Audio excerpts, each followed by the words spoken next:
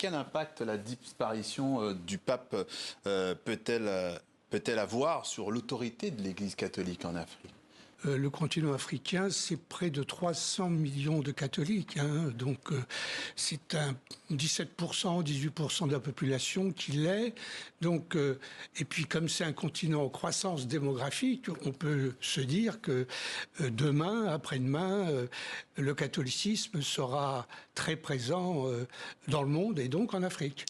Il y a des cardinaux, ils sont, je crois, une trentaine, oui, africains, dont 17 sont des électeurs, donc puisqu'il y a ça a été multiplié par 2 d'ailleurs. Oui, et c'est lui d'ailleurs, c'est le pape François qui a nommé, je crois, le plus de cardinaux africains.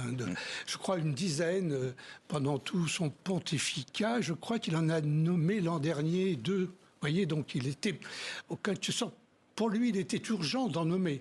Alors, bien sûr, quand on est un cardinal africain, on représente, bien sûr, un pays, comme la RDC, mais on représente un État. On est presque intouchable.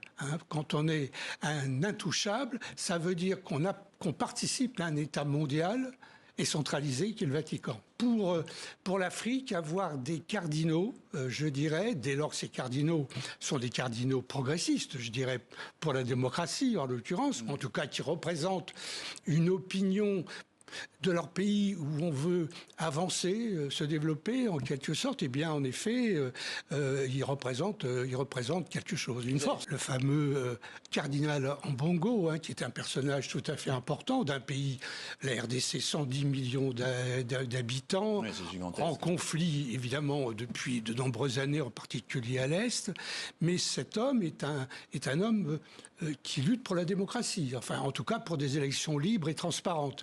Eh bien c'est lui qui a organisé des manifestations et ces manifestations ont embêté le pouvoir politique et bien sûr lui-même est intouchable, il n'est pas arrêtable si vous voulez, voyez.